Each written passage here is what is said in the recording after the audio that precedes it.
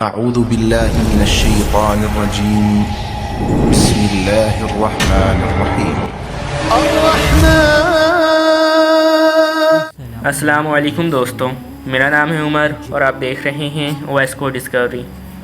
اس دنیا میں انسان اور جنات دونوں مخلوق رہتے ہیں۔ جہاں انسان کی تعداد 7 سے 8 بلین ہے، وہیں پہ جنات کی تعداد انسانوں سے 9 گنا زیادہ ہے۔ جیسا کہ میں نے آپ کو پہلے ویڈیو میں بتایا کہ انسان اور جنات دونوں مخلوق میں بہت سی سملیرٹیز موجود ہیں۔ جیسا کہ ہم نے پہلے جانا کہ جنات انسانوں سے 9 گنا زیادہ ہیں، تو ذرا سوچیں کہ یہ کہاں کہاں موجود ہوں گے۔ شاید اس وقت ہمارے آس پاس بھی موجود ہوں۔ اور جیسا کہ ہم نے پہلے ویڈیو میں جانا کہ جس طرح انسان میں بہت سے ملک، قوم اور مذہب موجود ہیں، اسی طرح جنات میں بھی ملک، قوم، مذہب اور اقسام پائے جاتے ہیں۔ ویسے تو مذاہب کے اعتبار سے جنات کو علماء نے 2 مذہب میں تقسیم کیا ہے۔ پہلا مومن جنات، دوسرا کافر جنات۔ اسلامی تعلیمات کے مطابق مومن جنات کی تعداد بہت کم ہے۔ اسی کے بنسبت کفار، مشرک اور سرکش جناتوں کی تعداد بہت زیادہ ہے۔ جس طرح انسانی مذہب میں بہت سے فرقے پائے جاتے ہیں، اسی طرح جنات کے مذہب میں بھی بہت سے فرقے پائے جاتے ہیں۔ اور اگر ہم ملکی اعتبار سے دیکھیں تو جس طرح انڈیا میں ہندو پائے جاتے ہیں، اسی طرح ممکن ہے کہ جو جنات انڈیا میں رہتے ہیں وہ بھی ہندو ہوں۔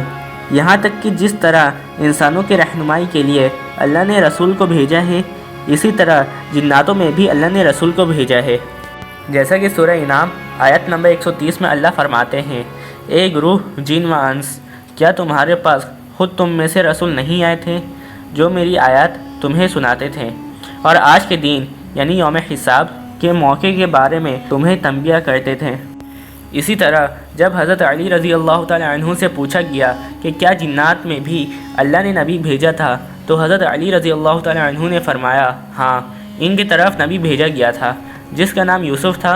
جب انہوں نے اللہ کی دین کی دعوت جنوں کو دی تو اس سرکش قوم نے ان کو قتل کر دیا۔ دوستو، پچھلی آیات اور اسلامی روایات سے یہ بات ثابت ہے کہ جنات میں بھی ان میں سے رسول بھیجے گئے، لیکن ان میں سے کچھ ایسے نبی اور رسول ہیں جو دونوں مخلوق کے لیے بھیجے گئے تھے۔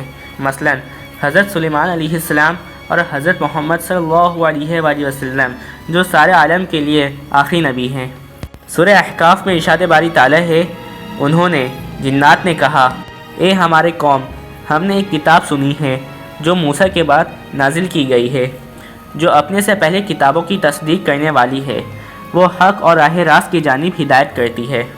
اس آیات سے یہ بات ثابت ہے کہ اس جنات کی ایک جماعت نہ صرف حضور اکرم صلی اللہ علیہ وسلم پر ایمان لائی تھی، بلکہ حضرت موسیٰ علیہ السلام اور ان سے قبل ساری آسمانی کتابوں میں بھی ایمان لائے تھے۔ اسی طرح ایک اور حدیث میں بیان ہے کہ حضور اکرم صلی اللہ علیہ وسلم نے فرمایا کہ تم گھاس میں نماز نہ ادا کیا کرو، کیونکہ یہ جگہ جناتوں کے نماز ادا کرنے کی جگہ ہے۔ اس سے یہ بات ثابت ہے کہ جس طرح انسان نماز اور قرآن پڑھتے ہیں، اسی طرح جنات بھی نماز اور قرآن پڑھتے ہیں۔ اب سوال یہ ہے کہ کیا انسان کی طرح جنات کو بھی بروز قیامت ان کے اعمال کا اجر ملے گا؟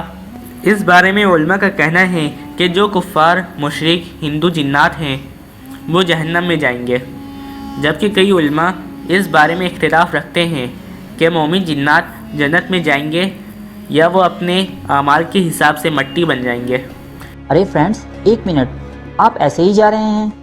اتنی محنت سے ویڈیو بنائی ہے، ایک لائک تو بنتا ہے نا؟ اور دوسرا یہ کہ آپ ہمیں اتنی بڑی دنیا میں دوبارہ کیسے ڈھونڈیں گے؟ تو اس کا حل یہ ہے کہ آپ ہمارے چینل کو سبسکرائب کر لیجئے اور اس بیل کے آئیکن کو کلک کر دیجئے۔